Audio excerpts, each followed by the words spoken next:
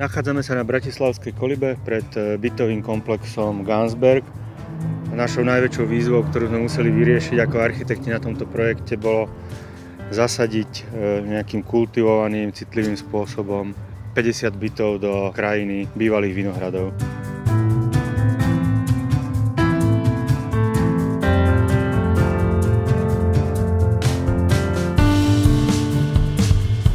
Gansberg je po nemecky Kozí vrch a vlastne po slovensky povedané Kamzík vlastne. To je historický názov tejto časti, Gansberg.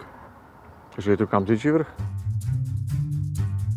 Čo sa týka architektúry alebo toho, jak je ten barák koncipovaný, tak taká nejaká horizontalita tých bývalých vinohradov, ktoré tu boli, sa akým spôsobom odzrkadľuje aj v architektúre domov.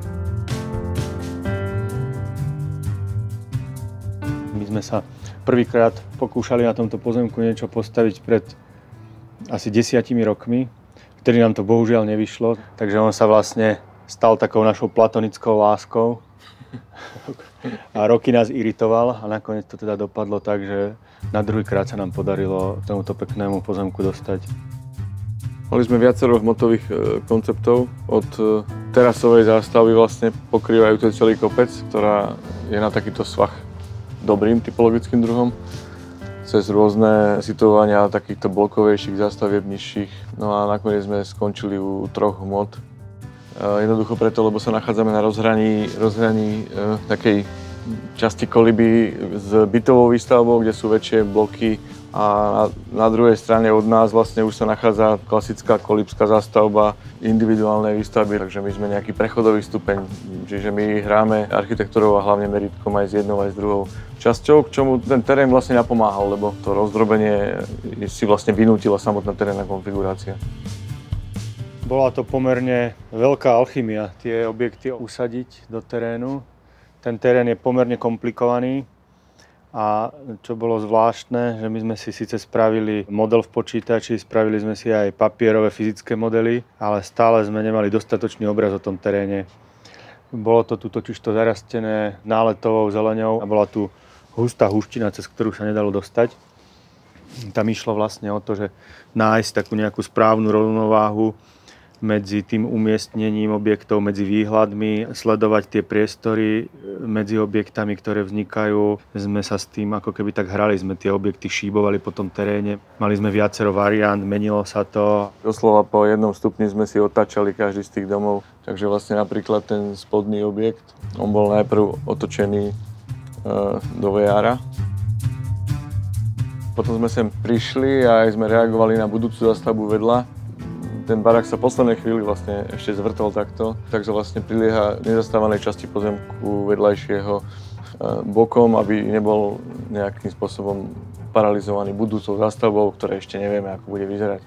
Ku konečnej úlave došlo, až keď som videl, že hrubá stavba už stojí a že naozaj tam všetko vošlo a že to všetko sadlo tak, ako malo.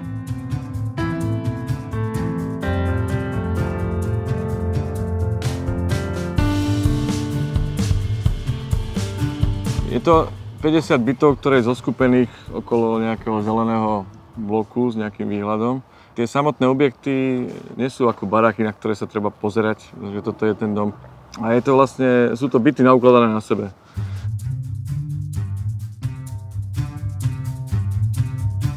Tak tie horizontálne línie vlastne umožňujú to, že tie lóžie a terasy sú ohraničené z hora z dola a tým pádom vlastne je tam väčšie súkromie a umožňujú aj to, že z požiarneho hľadiska môže byť to zasklenie od zeme až po strop, takže môžu tam byť veľké zasklené plochy a vlastne umožňuje to aj flexibilitu vnútorných priestorov, lebo niektorí tí klienti naozaj mali vysoké nároky a robili sa im rôzne dispozičné úpravy a vlastne tým členením to bolo celkom možné. Keby sme tam mali nejaké bodové okná, tak tie úpravy sa robia ťažšie. Tieto domy nemajú typické podlažie. Na spodnej úrovni sú predzáhradkové byty so svojou typológiou, potom sú nejaké, dajme tomu menšie plus väčšie byty na tých stredných podlažiach. A vlastne už od tej tretej úrovne začínajú byty s väčšími terasami, lebo tá celková hmota uskakuje, aby bola harmonickejšia s okolitým prostredím. ten nejaký dobrý štandard, okrem plošného náš štandard je zobrazený aj v kvalitných materiáloch, ktoré sú použité a dokonca aj tým, že sme sa vyhrali aj s takými vecami, na ktoré sa až toľko nepamätá. Napríklad tu vedľa mňa je kvetináč, ktorý je z vrchu ako kvetináč, ale zo spodku je tam vlastne miesto pre umiestnenie klimatizačnej jednotky. Takisto na terasách sú také zabudované úložné priestory na záhradný nábytok alebo prípadne na nejaké veci, ktoré človek používa na tých terasách. Zároveň tie úložné priestory tvoria deliace prvky medzi jednotlivými bytmi, aby naozaj miera súkromia bola čím najvyššia. V porovnaní s inými našimi projektami tento snáď vykazuje najvyššiu mieru súkromia pre svojich užívateľov. Samozrejme je tu daný dôraz na to, aby mali miesta, kde sa môžu stretávať a tak ďalej, ale keď niekto nemá záujem a proste chce mať naozaj pokoj, tak vlastne on môže treba s autom alebo aj pešo nerušene prísť, zaliesť tým autom do zeme, výjsť výťahom dole, vyjde si na svoj balkón a teoreticky nemusí stretnúť nikoho. Nie sú všetci iba komunitne zameraní a proste extroverti. Proste je nás veľa takých, čo máme radi, proste to, keď ten náš život prebieha v nejakom súkromí a keď sa chceme stretnúť, tak sa ideme stretnúť. A práve pre takýchto ľudí si myslím, že tento projekt je ako stvorený.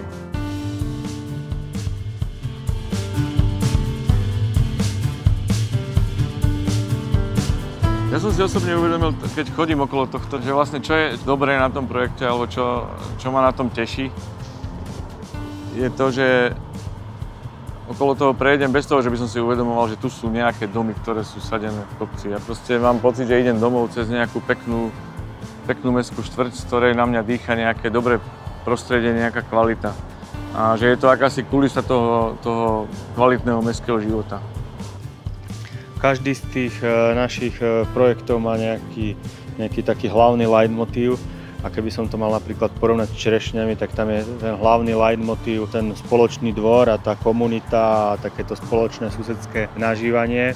A toto je iný typ projektu, by som povedal skoro až opačný. Tu očakávame, že tí ľudia chcú si užívať skôr to svoje súkromie, chcú byť viacej uzavretí a skôr si vychutnajú ten svoj byt, užijú si tú svoju lódžiu alebo terasu s výhľadom a užívajú si to bývanie až takým hotelovým spôsobom, ako keď idete do hotela na dovolenku a máte tam nejakú svoju hotelovú izbu alebo apartmán, do ktorého sa zavriete a odžijete si tam to svoje pohodlie.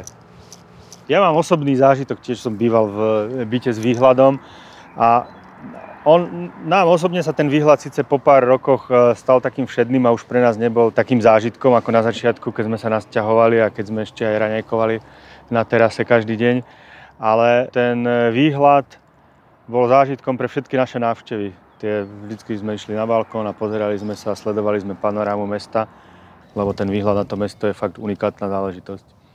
Možno ten výhľad je aj takou kategóriou, že ľudia, ktorí si kupujú byty treba v takýchto projektoch, tak oni všetci ťažko pracujú, najmä tomu mentálne náročné práce, majú celý deň, čo sa s niekým stýkajú a tak ďalej, majú tých interakcií strašne veľa.